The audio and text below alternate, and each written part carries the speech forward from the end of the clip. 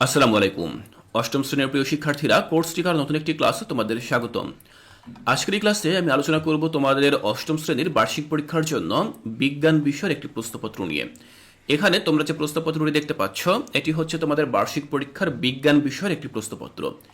এই প্রশ্নপত্রের মাধ্যমে ইতিমধ্যে একটি স্কুলে পরীক্ষা নেওয়া হয়ে গিয়েছে, তাই আমি এই প্রশ্নপত্রটি তোমাদের সাথে আলোচনা করছি, যাতে করে তোমাদের যাদের এখন পর্যন্ত বিজ্ঞান বিষয়ের পরীক্ষা অনুষ্ঠিত হয়নি, তোমরা এই প্রশ্নপত্রটি দেখলে ধারণা পেতে পারো যে তোমাদের স্কুলের পরীক্ষা ঠিক কেমন হতে পারে। শিক্ষার্থীরা, এখান থেকে এই আলোচনা থেকে তোমরা তোমাদের পরীক্ষার যে মান বন্টন, প্রশ্নের কাঠামো এবং কি কি ধরনের প্রশ্ন আসতে পারে, আসার সম্ভাবনা রয়েছে, সেগুলো সম্পর্কে ধারণা পাবে। আমাদের বার্ষিক পরীক্ষা 2025, শ্রেণী হচ্ছে অষ্টম। তো এখানে আমাদের বিজ্ঞান বিষয়ে মোট 100 মার্কের পরীক্ষা হবে, যার জন্য তোমাদেরকে সময় দেওয়া হবে মোট 3 ঘন্টা।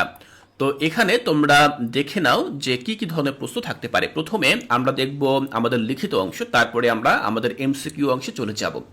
তো লিখিত অংশে আমরা 70 নম্বরের প্রশ্ন পাবো, যার মধ্যে 50 নম্বরে থাকবে সৃজনশীল এবং বাকি 20 নম্বরের থাকবে সংক্ষিপ্ত উত্তর প্রশ্ন।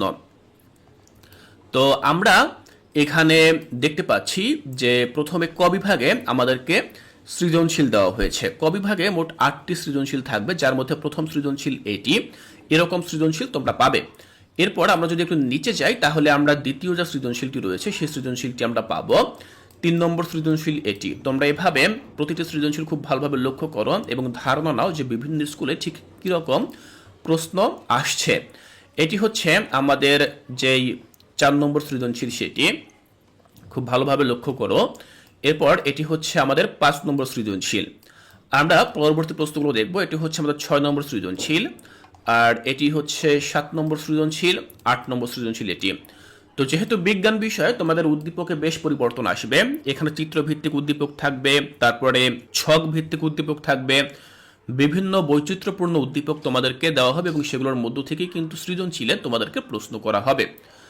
তো আমরা এই যে প্রশ্নগুলো এখানে দেখলাম, দেখার পরে এরপরে আমরা চলে যাব আমাদের খ বিভাগে, যেখানে আমরা সংক্ষিপ্ত প্রশ্ন দেখব। দেখো, সংক্ষিপ্ত প্রশ্নে আমরা এখানে মোট 15টি প্রশ্ন পাবো। এই 15টি প্রশ্নের মধ্য থেকে আমাদেরকে যে কোনো 10টি প্রশ্নের উত্তর লিখতে হবে।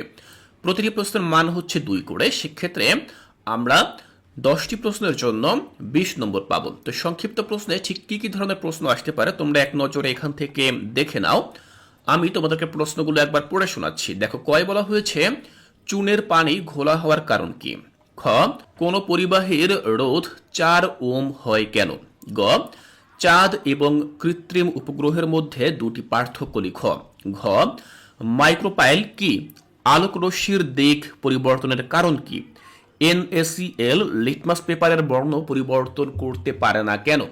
ঘাসকে তৃতীয় স্তরের খাদক কেন বলা হয়? অপটিক্যাল ফাইবার কি কি কাজে ব্যবহৃত হয়? বর্তনীতে বৈদ্যুতিক সুইচের প্রয়োজন কেন? এরপর দেখো, ইওতে বলা হয়েছে যে আগামী দিনের ঝড় বৃষ্টির খবর পূর্বেই কিভাবে জানতে পারি? এরপর দেখো, বলা হয়েছে যে পন্সকে মস্তিষ্কের যোজক বলা হয় কেন? সুন্দরবনের উদ্ভিদের মূল মাটির উপরে কেন উঠে আসে? নির্দেশক কাকে বলে উদাহরণ দাও? পূর্ণ অভ্যন্তরীণ প্রতিফলনের শর্ত 2টি লিখ। সুষুম্না শীর্ষকে মস্তিষ্কের বোটা বলা হয় কেন? তো এই যে প্রশ্নগুলো তোমরা দেখতে পাচ্ছ, এই প্রশ্নগুলো তোমরা চর্চা করে যাবে। ঠিক এরকম প্রশ্ন কিন্তু তোমাদের বার্ষিক পরীক্ষায় আসবে। সুতরাং তোমরা যত বেশি প্রশ্ন পাবে, তত বেশি প্রশ্ন তোমরা চর্চা করবে। তো এই প্রশ্নগুলোর মান হচ্ছে 2 করে। প্রতিটি প্রশ্নের জন্য তোমরা 2 করে পাবে। 10টি প্রশ্নের জন্য তোমরা 20 নম্বর পাবে। তো আমরা ঠিক এভাবে দেখে নিলাম আমাদের লিখিত পরীক্ষা ঠিক কিরকম হবে এবং সেখান থেকে ঠিক কি কি ধরনের প্রশ্ন আসার সম্ভাবনা রয়েছে। তোমরা এখানে যে সৃজনশীলগুলো রয়েছে, এই সৃজনশীলগুলো তোমরা হুবহু মুখস্থ করবে না। তোমরা এখান থেকে দেখো, ক নম্বর এবং খ নম্বর এই প্রশ্নগুলো তোমরা চর্চা করে যাবে, অর্থাৎ জ্ঞানমূলক অনুধাবন। আর পরবর্তী পৃষ্ঠায় আমরা যে সংক্ষিপ্ত প্রশ্ন দেখলাম, এই প্রশ্নগুলো তোমরা খুব ভালোভাবে চর্চা করে যাবে। তো এর পাশাপাশি এবার চলো আমরা দেখে নিচ্ছি আমাদের এমসিকিউ অংশে ঠিক কি কি ধরনের প্রশ্ন আসতে পারে। এই হচ্ছে আমাদের এমসিকিউ অংশ, যেখানে তোমরা দেখতে পাচ্ছ যে বার্ষিক পরীক্ষা 2025-এর বিজ্ঞান বহু নির্বাচনী অংশ রয়েছে। এমসিকিউ অংশে তোমরা মোট 30 নম্বরের প্রশ্ন পাবে। তো এই 30 নম্বরের মধ্যে 30টি এমসিকিউ দেওয়া থাকবে। এখান থেকে তোমরা সেই 30টি প্রশ্নের যে নমুনা, সেই নমুনা তোমরা এখান থেকে দেখে নাও। ঠিক এরকম প্রশ্ন তোমরা পাবে।